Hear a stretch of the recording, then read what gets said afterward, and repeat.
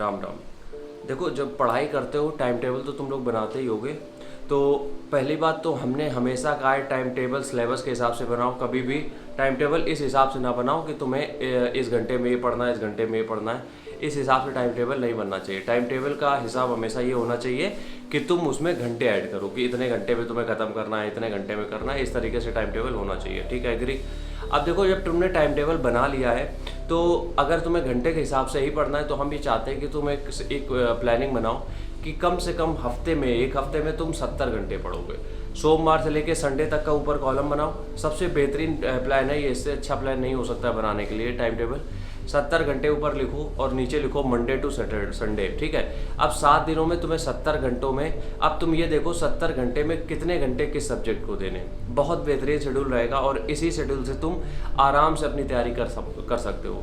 70 घंटे तुमने ऊपर लिख दिए। अब 70 घंटे में तुम हो सकता है कि 3 सब्जेक्ट कवर कर रहे हो, 70 घंटे में हो सकता है तुम 2 ही सब्जेक्ट कवर कर पा रहे हो, या फिर एक ही सब्जेक्ट को तुम पूरे 70 घंटे देना चाहते हो।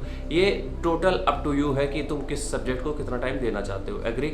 तो तुम्हें करना क्या है, तुम्हें करना यह है कि ऊपर जब भी कॉलम लिखते हो उसमें 70 घंटे लिखते हो तो उसमें डिवाइड करना चालू कर दो। दिन के हिसाब से मत करो कभी भी, क्योंकि 7 दिन में तुम कभी होगा 15 घंटे पढ़ ले जाओगे, कभी 5 घंटे पढ़ोगे, वो चलता है। क्योंकि तुम टोटल क्या देख रहे हो, 70 घंटे देख रहे हो हफ्ते के, कि तुम्हें 70 घंटे तुम्हें देने हैं। ठीक है। तो 70 घंटे जब तुमने गोल बना लिया है तो आज तुम्हारा जब पढ़ने का मन है तो तुम एक्स्ट्रा पढ़ लो। जिस दिन लो फील कर रहे हो तुम थोड़ा सा कम पढ़ लो। लेकिन जब 70 घंटे मतलब संडे हो, जिस दिन भी संडे हो, रात को 12 बजे से पहले 70 घंटे तुम्हारे पढ़ाई के कंप्लीट हो जाने चाहिए। अब इस 70 घंटे को यूज़ तुम्हें करना है। कैसे हो सकता है कि तुम्हें हिस्ट्री के कुछ बहुत सारे टॉपिक निपटाने, उनको लिख लो कि इनको 70 घंटे में इनको किसी भी तरीके से हमें निपटाना है। हो सकता है मैथमेटिक्स को, अर्थमेटिक के कुछ टॉपिक हो जो तुम्हें निपटाने हो। मतलब कि हर एक टॉपिक को तुम लिखो कि इस टॉपिक से हमें इतने क्वेश्चन निपटाने हैं किसी भी कीमत पे। ठीक है।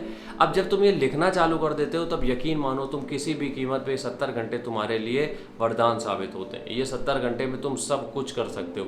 इसलिए ये 70 घंटे के बारे में लिखना बहुत ज़रूरी है और इन 70 घंटों की प्लानिंग बहुत ज़रूरी है। क्योंकि देखो, किसी भी एग्ज़ाम को क्रैक करने के लिए अगर सब्जेक्ट वाइज टाइम टेबल बनते हैं, ठीक है जी, कि इस सब्जेक्ट को हमें इतने दिन में ख़त्म करना है, इस सब्जेक्ट को हमें तब तक ख़त्म करना है, तो हमारे मन में भी एक जल्दी ख़त्म करने की वो होती है कि हमें यार जल्दी से जल्दी निपटाना है। तो अगर तुम उस सिलेबस को जल्दी से जल्दी ख़त्म कर लेते हो तो तुम्हारे पास बहुत सारा टाइम बचता है प्रीवियस ईयर पेपर लगाने के लिए, मॉक पेपर लगाने के लिए, और ये बेनिफिट देगा तुम्हें लॉन्ग टर्म के लिए। तो इसलिए हम हमेशा ये एडवाइस करते हैं कि जब भी पढ़ाई करने बैठते हो घंटे के हिसाब से मत पढ़ा करो। लेकिन फिर भी अगर तुम्हें घंटे के हिसाब से करनी है तैयारी तो 70 घंटे का टारगेट लेके चला करो कि हमें हफ्ते में 70 घंटे तो देने ही हैं अपनी पढ़ाई को एनी हाउ। और ये चीज़ें जब तुम इम्प्लीमेंट करने लगोगे ना हर डेली के बेसिस पे और हफ्ते के बेसिस पे, यकीन मानो महीने के अंत में तुम्हारे पास 280 घंटे तैयार हो चुके होंगे।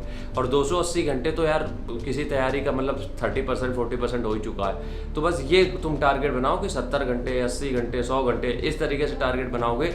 पढ़ाई आसान लगेगी, सिलेबस जल्दी ख़त्म करने की भी चीज़ें अंदर से आ जाएंगी, और यकीन मानो मतलब जब भी तुम्हारी जो वैकेंसी आएगी उसके पहले ही सिलेबस तुम खत्म कर दोगे। ठीक है। राम राम, जय हिंद।